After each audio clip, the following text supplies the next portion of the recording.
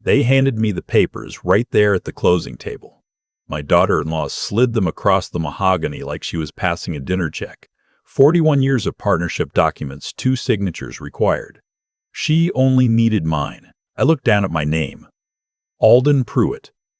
Printed at the top, in the kind of clean block letters lawyers use when they want everything to feel inevitable. Then I looked up at my son. He wouldn't meet my eyes. I didn't say a word. I folded my hands on top of the papers, and I smiled. Let me back up. My son Mitch built a good life. I'm proud of that. He married his wife 11 years ago, and she came into the business 3 years after that. Rochelle. Sharp mind, sharper instincts, the kind of woman who reads every room within 30 seconds of entering it. I liked her, genuinely. I told my son he'd married someone dangerous, and I meant it as a compliment. The business, Pruett Industrial Coatings.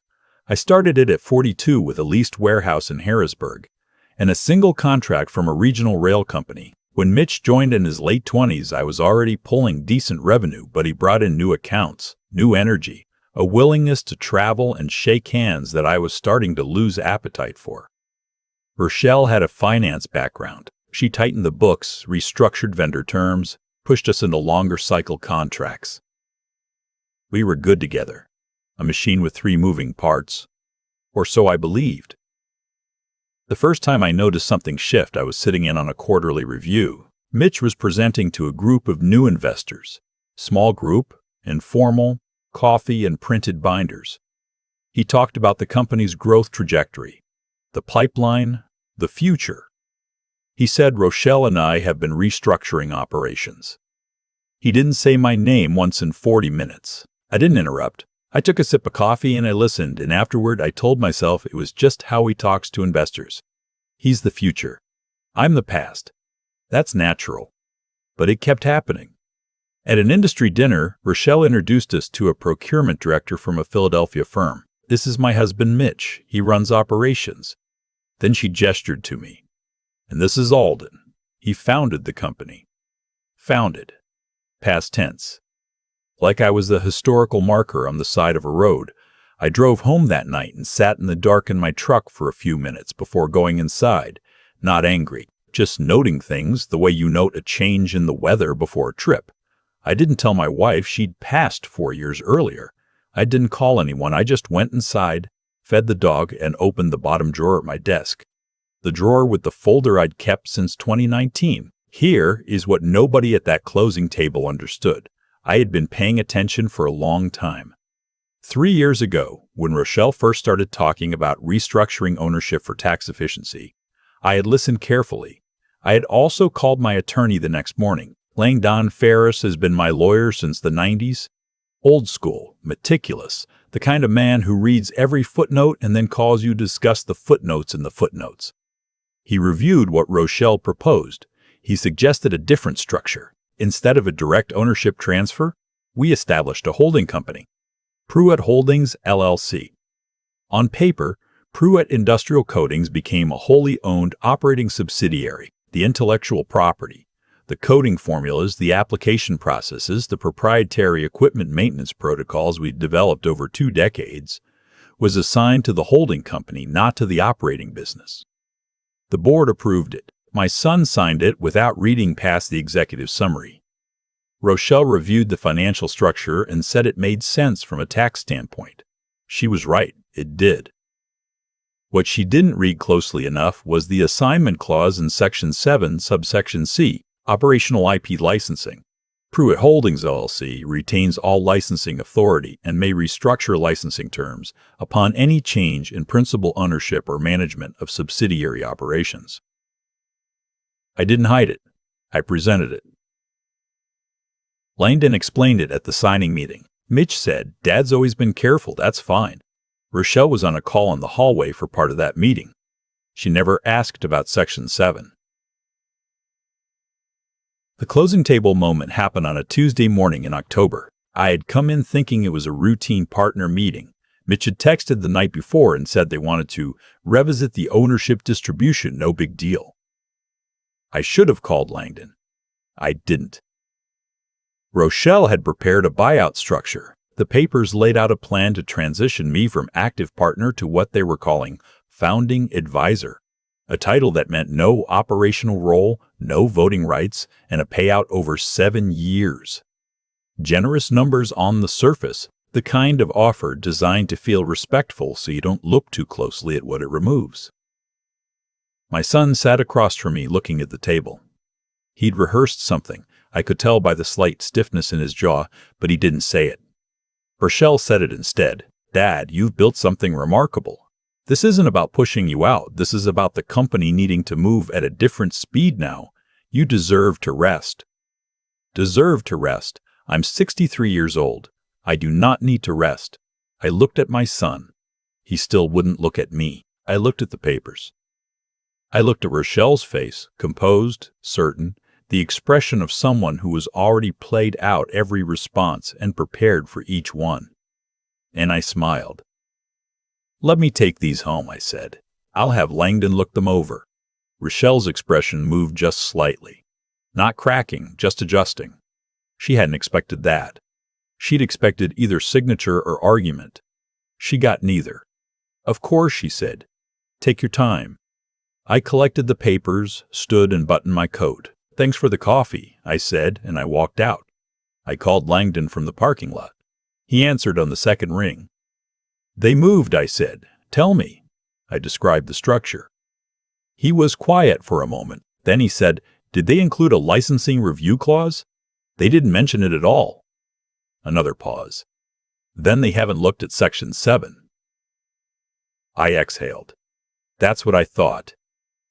"Alden, if they execute this transfer without your signature on a new IP licensing agreement, the operating business loses its right to use the formulas. Legally, the moment you exit as principal, the existing license enters a renegotiation window."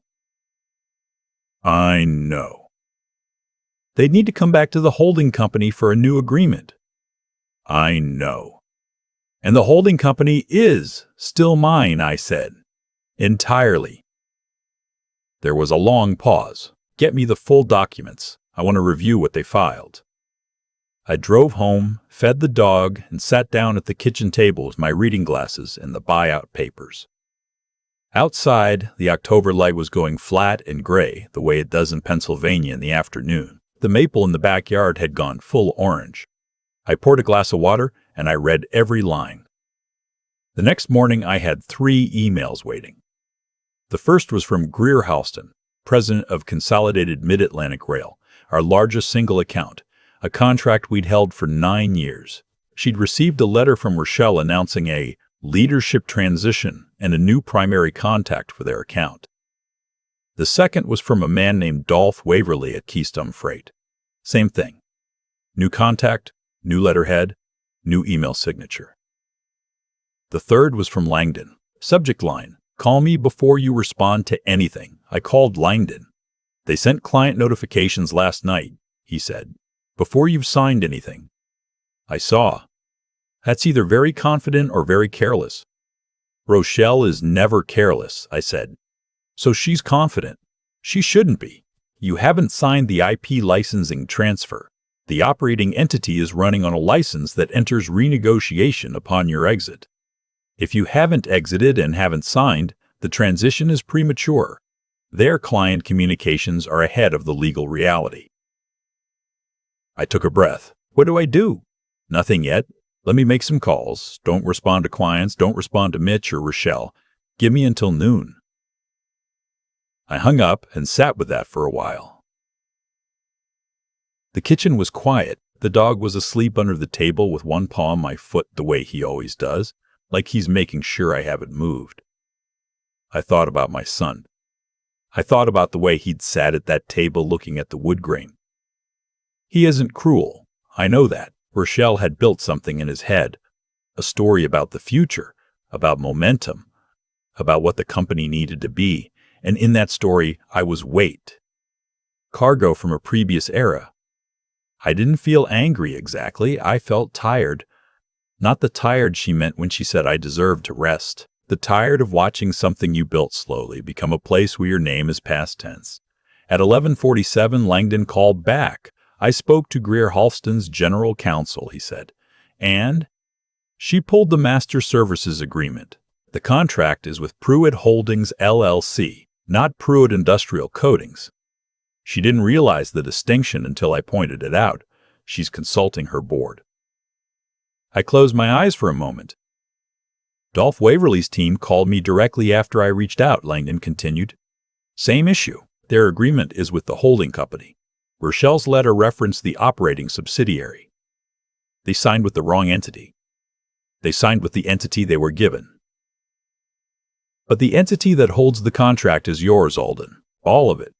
I put the phone down on the table and looked out the window at the maple. Then I picked it back up.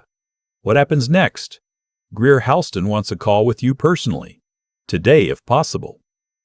I spoke to Greer at 2 p.m. She's direct the way people get after 20 years in procurement. No preface, no pleasantries until the business is settled. We got a letter yesterday saying you were stepping back, she said. I want to understand what that means for our agreement. Our agreement is with Pruett Holdings, I said. That entity isn't changing. So you're still the operational point on the contract? I'm reviewing the transition structure. Nothing has been finalized. A pause. Alden, we signed because of you. The quality controls, the response protocol, your team built those. If there's a real leadership change, I need to know well in advance, not by letter. I understand. I'll be in touch by the end of the week. When I hung up, I sat still for a moment. Then I sent Langdon a text, draft a formal notice to both clients. Confirm that the holding company structure is unchanged and all agreements remain in current force. His reply came back in 3 minutes, already drafted. Want me to hold until after you talk to Mitch? I typed, send it. Mitch called at 4018. I let it ring twice. Then I answered, Dad. His voice was tight. Not the practiced calm Rochelle had at the table. His voice. Greer Halston called Rochelle and said she got a letter from your attorney. She did. What are you doing? Protecting my interests, I said. Same thing you were doing yesterday. Silence. You were going to sign, he said. It came out quiet, almost like a question. I was going to think about it, I said. I did. Now I'm thinking about this. Dad, the contracts, we didn't know the holding company structure would affect. Then you should have read Section 7. He didn't have an answer to that. I heard him breathing on the other end, not angry breathing. The kind that means someone is recalculating. Is this about the money? He asked. We can adjust the payout. It's not about the money. Then what? I leaned back in my chair.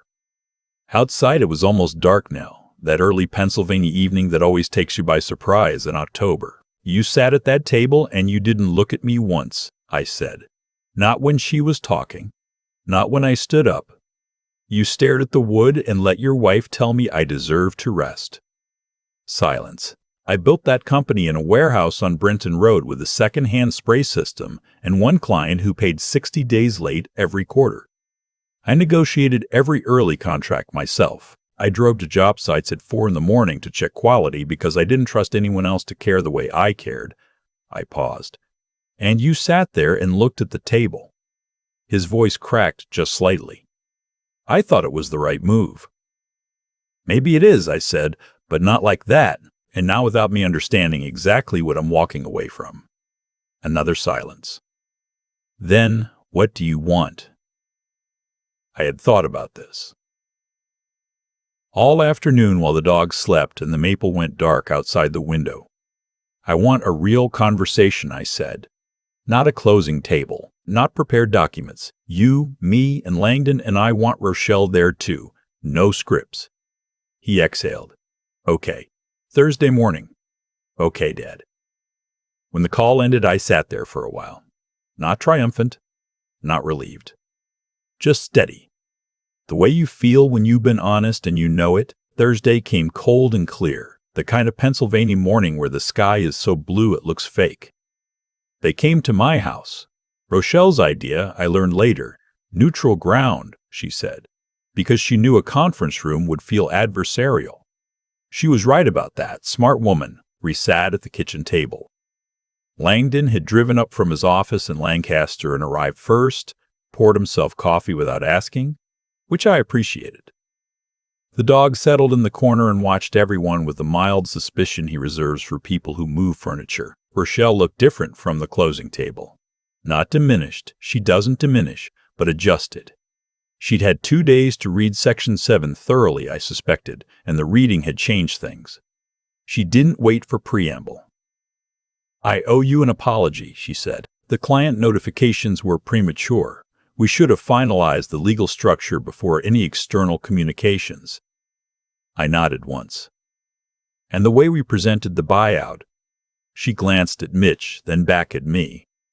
"I should have come to you directly first, not with documents ready to sign." "You thought I'd say no," I said. "I thought you might make it harder than it needed to be, because you didn't know if I'd be reasonable." Her jaw tightened slightly. "Yes, that's fair," I said, "but you also didn't give me the chance to be." Mitch had been watching the table again. Then he looked up. "I should have called you before any of this. That's on me, not her." I looked at my son. He looked back. That was enough. Langdon set his coffee down. "The holding company structure creates an opportunity here, if everyone's willing to use it that way. Rather than a buyout, you could structure Pruett Holdings as an active licensing entity with Alden as permanent chair. The operating company runs day-to-day under Mitch and Rochelle's management. Alden retains IP control, collects licensing fees, maintains a consulting seat on major contracts. Clean separation of roles without erasure." Rochelle was quiet for a moment. I could see her working through it. "She's fast." "He'd still have veto power on IP applications," she said. "On the IP itself, yes," Langdon said. "Not on operations." "That's actually cleaner than what we proposed," she said slowly. "It's also legally sound," Langdon said. "What you proposed had exposure on the contract transfer side. This doesn't." Mitch looked at me. "Is that what you want?" I thought about it. Not performance of thinking. Actual thinking. The warehouse on Brinton Road. The first-hand spray system, second-hand actually, I'd bought it at auction. 41 years. "I don't want to run the company," I said. "I never wanted to run it forever. I wanted to know that when I stepped back, it was because I chose to step back, not because someone decided I was finished." Rochelle nodded slowly. Something moved in her face. Not guilt exactly, more like recognition. "Then let's build it that way," she said. The formal agreement took 6 weeks to finalize. Langdon was thorough, which meant slow, which meant I had 6 weeks of watching the maple in the backyard lose its leaves and the dog get more interested in the fireplace. I was fine with slow. Slow meant solid. The day we signed the restructured partnership agreement, it was a Tuesday again. Different table. Langdon's conference room in Lancaster, good chairs, real coffee. Rochelle read every page this time. She asked 3 questions about Section 7, and Langdon answered all 3 with patience. I hadn't known he possessed. Mitch signed first, then Rochelle, then me. No one slid anything across the table. We passed the pen. Afterward, Mitch and I drove back to Harrisburg together. He'd left his car at my house that morning. We didn't talk much. He put on a radio station that plays old country, and we drove through the November bare fields without saying a lot. Near Middletown, he said, "I didn't know you built the first shop on Brinton Road." I never talked about it much. Why not? I thought about that. Because the point was where we were going, not where we started. He nodded. We drove a few more miles. "She respects you," he said finally, "more than you think. She was scared you'd hold us back." "I know. She's not wrong to push." "I know that too," I said. "I like that about her. Always have." He laughed a little. Small laugh, surprised. "I thought you were going to fight us," he said. I thought about it. "What stopped you?"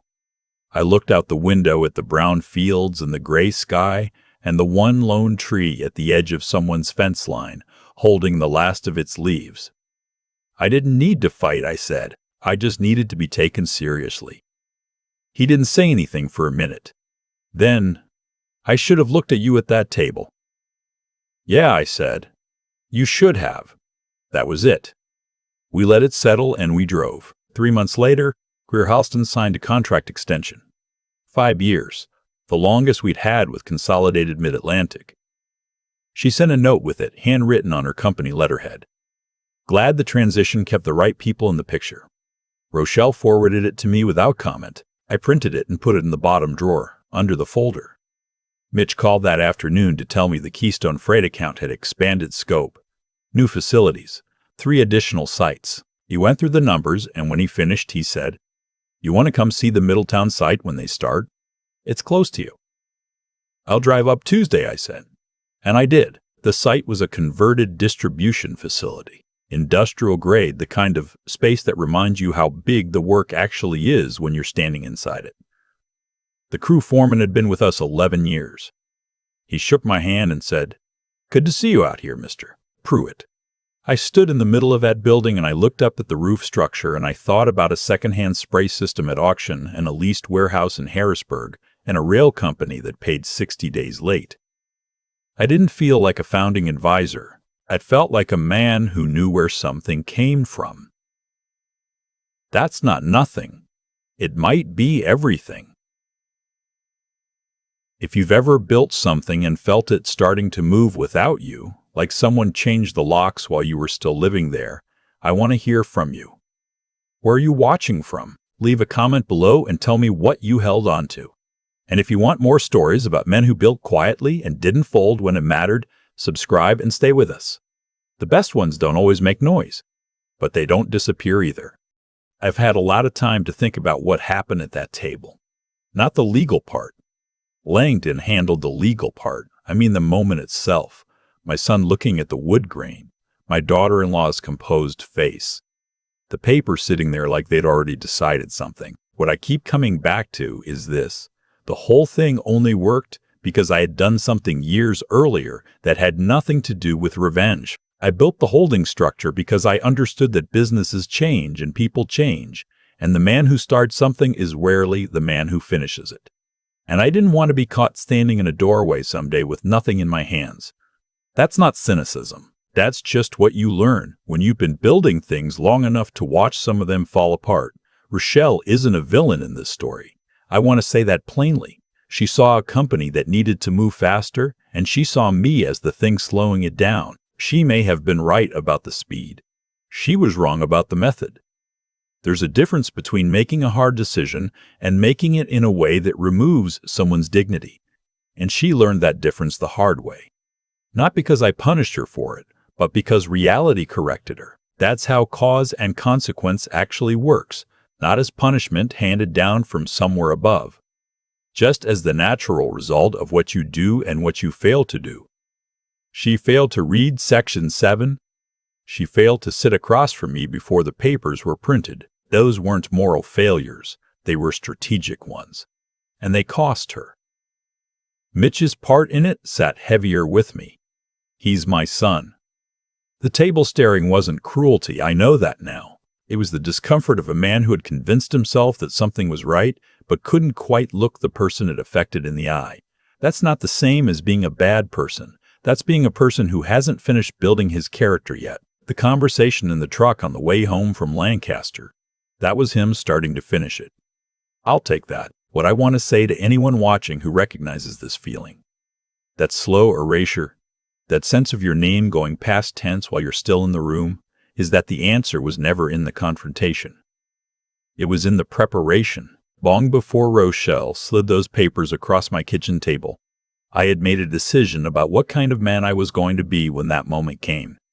Not angry, not reactive. Ready. There's a kind of intelligence that only comes from paying attention over years, from watching how things work and understanding that you are responsible for your own position in them. Nobody was going to protect my stake in what I built. That was my job. And I did it. The holding company wasn't a trap. It was honesty. The quiet kind. The kind you put in writing because someday words aren't enough. And when that someday came, I didn't have to raise my voice once. I think about the foreman at the Middletown site, shaking my hand.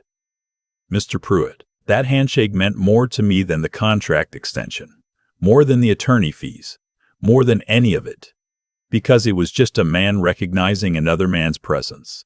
Still here, still part of this. That's what I was fighting for. Not control, not the title, just the right to still be in the room,